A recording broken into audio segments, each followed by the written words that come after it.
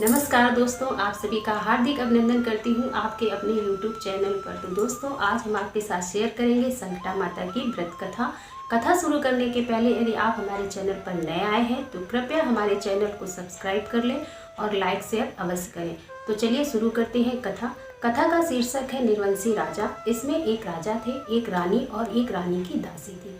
एक बार राजा अपने महल के बाहर सैर करने के लिए सुबह सुबह बाहर गए। रास्ते में एक जमादारी झाड़ू लगा रही थी और जैसे ही जमादारी ने राजा को देखा, उसने तुरंत मुंह बनाया और कहा कि अरे अरे, सुबह सुबह हमने किस निर्वंशी राजा का मुंह देख लिया है, आज का दिन तो हमारा बेकार ही चला जाएगा। यह कहकर वह वहाँ से चली गई। राजा इस बात को सुनकर बहुत ही परेशान हो गए और बहुत दुखी हो गए और वे वापस अपने महल की ओर वापस आ गए।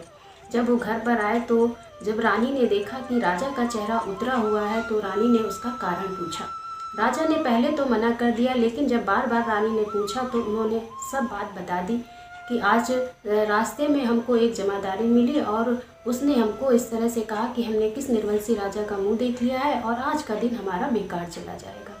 तो यह सुनकर रानी बोली कि राजा, आप परेशान ना हो, हमारे घर भी औलाद होगी। यह कहकर वह अपने कक्ष में चली। और रानी ने फिर यही बात अपनी दासी से बताई।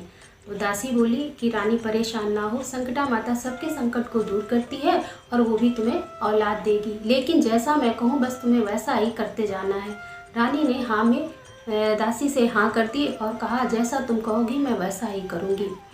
दूसरे दिन दासी ने नगर में ढिढोरा पिटवा दिया, डुग्गी बजवा दी कि रानी गर्भ से है और उसके पुत्र होने वाला है। यह बात सुनकर राजा बहुत ही प्रसन्न हुए और दासी को बहुत ढेर सारे उपहार भी दिए और रानी से मिलने के लिए पहुँचे। जैसे ही वे कक्ष में प्रवेश करने लगे तो जो उनकी दासी थी तो उन्होंने राजा को मना कर दिया। बोले कि राजा, अभी आप रानी से नहीं मिल सकते हैं, जब तक कि आपके कुंवर ना पैदा हो जाए तब तक आप रानी से ना मिले। राजा ने दासी की बात मान ली और वे वापस चले गए।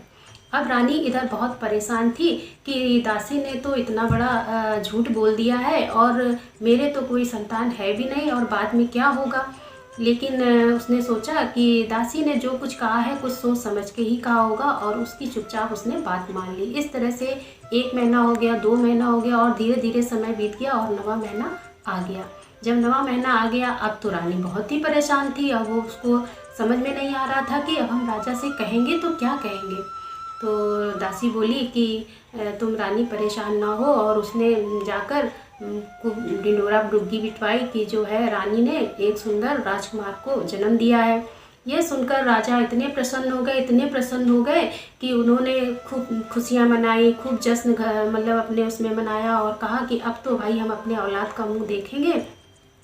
और राजा जैसे ही कक्ष में फिर प्रवेश करने लगे, दासी आई और उसने राजा को फिर मना कर दिया कि बोली राजा, इतना आपने सब्र किया है तो थोड़ा धैर्य और रखो और आप अभी जो है बच्चे का मुंह ना देखो।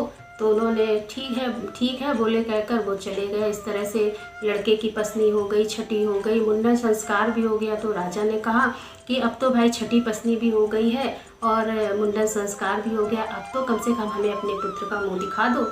तो दासी बोली कि राजा, अब जो है आप शादी के मंडप में ही लड़के का मुंह देखना और आप ऐसा करो शादी की तैयारियां करो। तो फिर इसके बाद जब जो कुंवर थे वह जब 12 वर्ष के हो गए, इस तरह से 1 साल 2 साल इस तरह से 12 साल का जब कुंवर हो गया तो उसके विवाह के लिए लड़कियां देखना शुरू हो गई और विवाह तय भी हो गया। जब विवाह तय हो गया तो दासी ने क्या किया कि एक 1.25 मन चावल का एक बहुत बड़ा पुतला बनाया और उसको इलायची, लौंग और देसी घी से खूब मेवा एवा डाल के इतना अच्छा महकदार खूब तैयार करवाया और उसको जो है एक डोला मंगवाया गया और उसको बिल्कुल दूल्हे की तरह सजाकर, पगड़ी लगाकर, जामा पहनाकर उसको डोले में बैठाल दिया और राजा से दासी ने ये भी कहा कि राजा, डोले में सिर्फ एक कुंवर और मैं साथ में जाऊंगी। तो राजा ने बोला ठीक है, जैसा दासी कह रही हो तुम वैसा ही करो। और दासी जो है डोले में बैठ गई और तैयारी कर दी चलने की।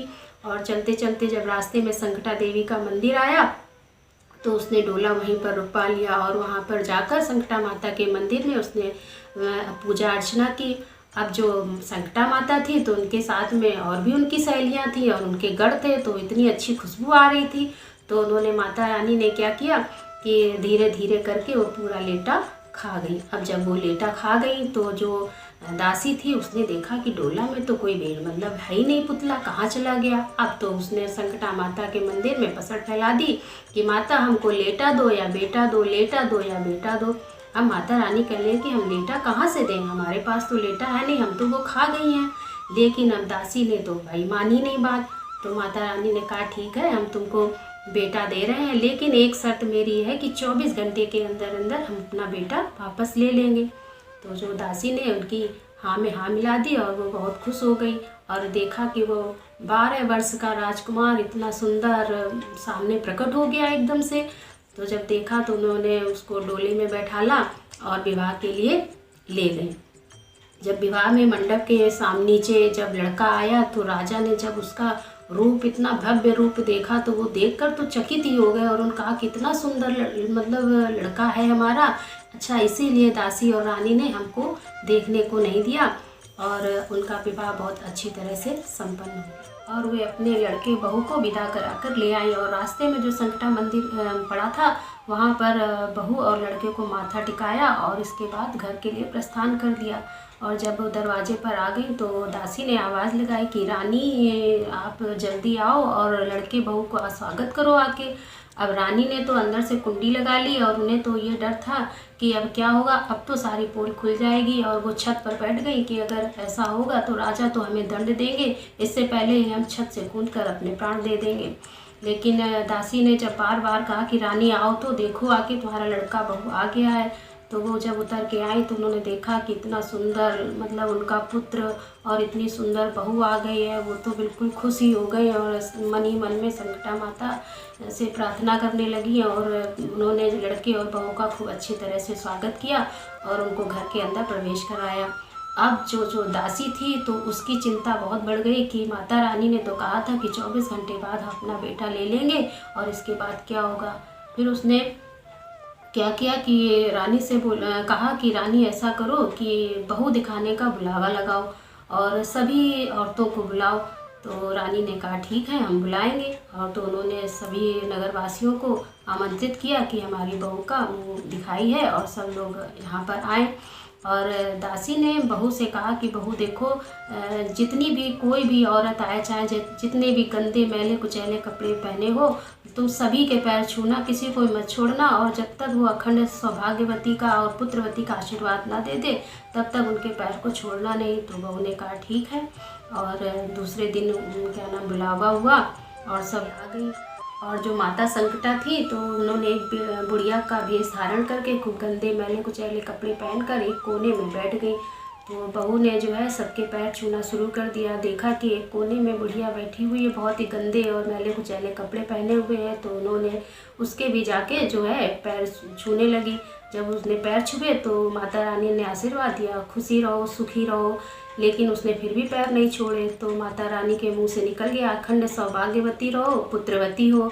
बस जैसे ही उसके माता रानी के मुंह से ये आशीर्वाद निकला, दासी तो बस खुश हो गई। और दासी ने कहा कि माता रानी, हम आपको जान गए कि आप कौन हो और आपने तो बहू को पुत्रवती होने का आशीर्वाद दे दिया, अखंड सौभाग्यवती का आशीर्वाद दे दिया है। तो आप बताओ कि अगर आप पुत्र ले लोगी तो बहू कैसे अखंड सौभाग्यवती रहेगी। तो माता रानी हंसने लगी और कहेंगी दासी तुम जीत गई हो और हम हार गए हैं। और ये कहकर वह उनको अच्छे से आशीर्वाद दिया और माता रानी प्रस्थान कर गई। और इसके बाद जो बहू थी वह भी खुशी खुशी और सब लोग अपना जीवन खुशी से बिताने लगे। तो इस प्रकार जिस प्रकार माता संकटा ने उनके कष्टों को दूर किया और उनका जीवन खुशहाल किया है, वैसे ही माता रानी आप सबके कष्टों को दूर करे और सबका जीवन खुशहाल रखे। बोलो संकटा माता की जय।